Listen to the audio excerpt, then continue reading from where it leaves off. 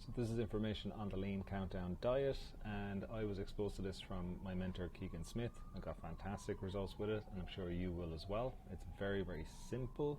That's why I love it. It's not very, very complex in like how to do it, and also you don't need to be hungry doing this plan as well, which I think is extremely powerful from a compliance and a sustainability standpoint. So basically the plan is you're going to track your initial photo and weight in the app.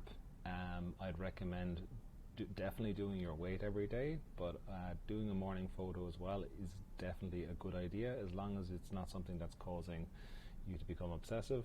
Follow the food plan, follow the habits, and then report into the group each day, or at least Monday to Friday, with your weight and just an update on how you've been doing, how the previous 24 hours went.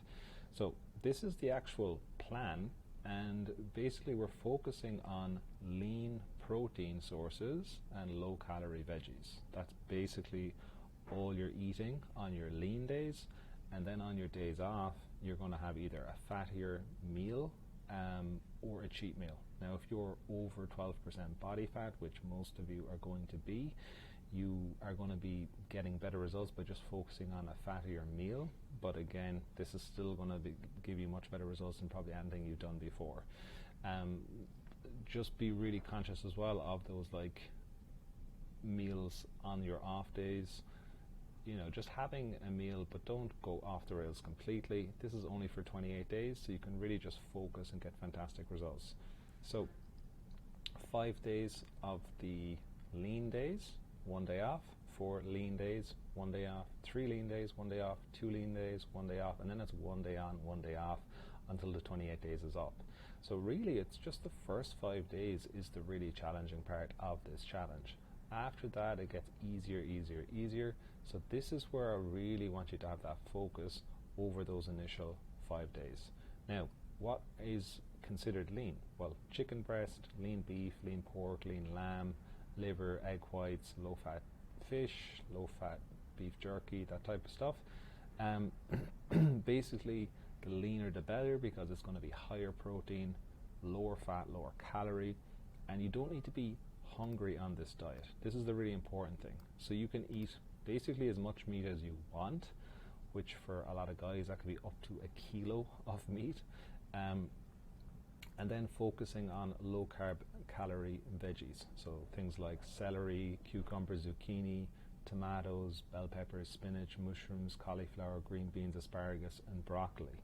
So basically eat as much of this as you want as well, and you know, having tons of broccoli, tons of chicken breast, and then having some sort of like low calorie stock or seasoning with your meals, you're going to be very, very satiated, and it's going to be very, very low calorie. The habits are really the key here. I've tried this challenge twice last year, and I didn't do it because of just not being able to stay on track with the food side of things. And it comes down to really just stress management. And doing something like this, if you're very stressed, you're traveling, moving around, it's just probably not going to work for you at this period. So you want to really focus on these habits. So the wind down, no screens an hour before bed, so your sleep is better, you're feeling calmer, you're actually going to get that good sleep, ideally 7 hours or more, but like perfect world, you're going to be focusing on even 8 to 9 hours of sleep. All of the research around sleep and body fat, it's just like the biggest hack ever to drop more body fat.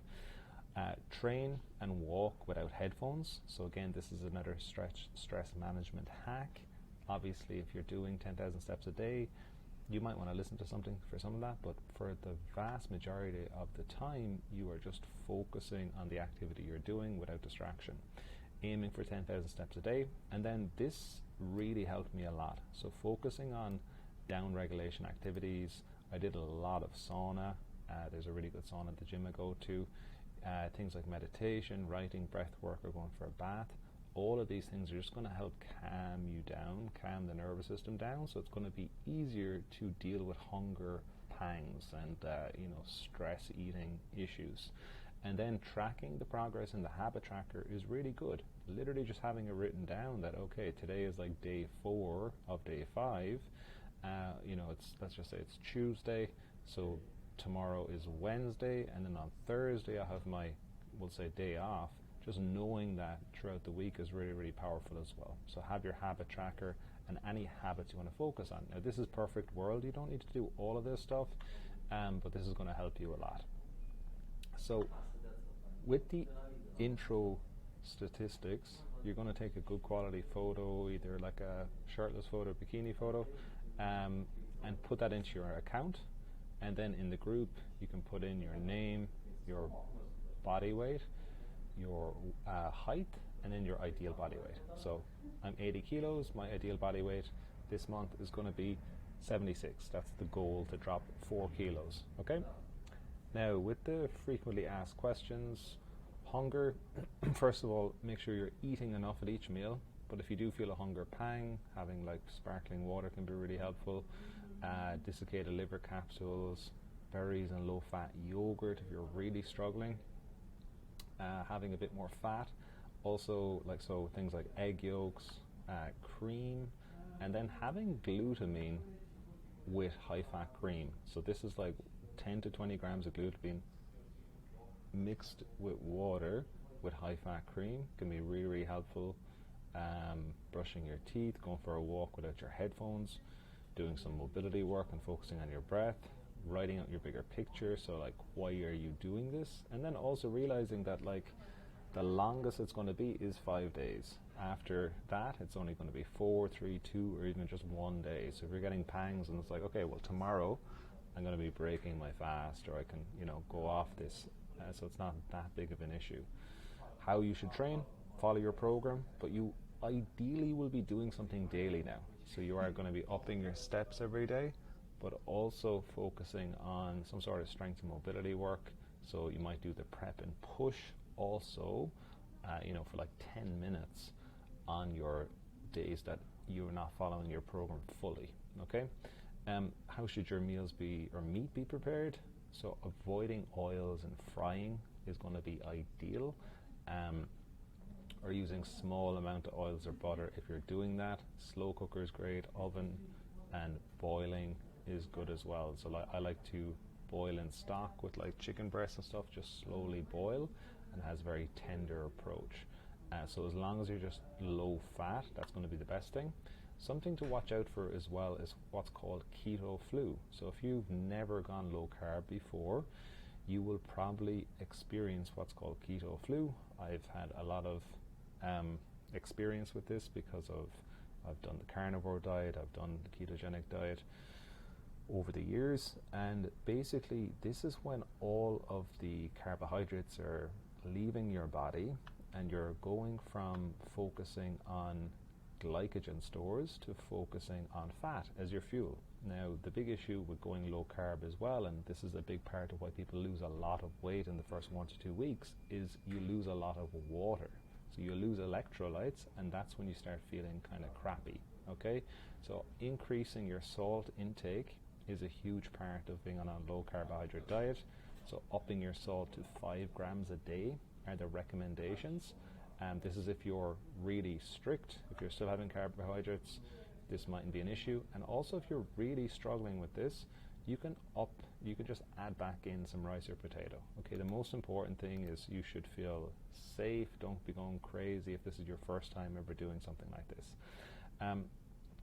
Then with your cheat meal, you can go with like higher carb on those days, or fattier meats. Like I was saying, if your body fat level is a bit higher, like over 12%, which most of you would be, you should be just trying to focus on higher, fattier meats on those days that you have off. But you can also just have a regular meal that you are looking forward to. It's not a major issue. Obviously, the stricter you are, the better results you're going to get. Another option as well is having protein shakes. So especially if you're plant-based, you're going to be probably using much more protein shakes. But also if you're feeling hunger outside of your meals and you don't want to have another meal, having a protein shake can be a good option. It's going to up your protein, it's going to help with satiety. This is actually called the velocity diet, when you're just basically following this diet plan that we've gone through, but you're also focusing on protein powder, or protein shakes. If you want to go slower, focus on something like strict paleo, so meat, fruit, vegetables, and nuts as your diet plan, or just focusing on no processed foods, but really focusing on upping your protein a lot. And then your protein, fat, and carb sources are all coming from like whole food sources. So like your fats would be coming from things like avocado and nuts, your carbohydrates would be coming from rice and bread and potatoes, and then your protein from meat, fish, and eggs, as an example. Okay, so if you're in a position where you're on a very like highly processed food diet and you go to this, you're still going to get great results. And then if you don't eat meat, this diet is designed specifically for meat eaters, so it isn't like, I haven't tested this, I don't know people who have, but if you are plant-based, just focusing on upping your protein and using best plant sources and veggie protein shakes. So focusing on things like tofu, tempeh, seitan, and edamame, I'm not sure how to pronounce that. These are all like lower carb protein options. Okay, so that is the plan, guys.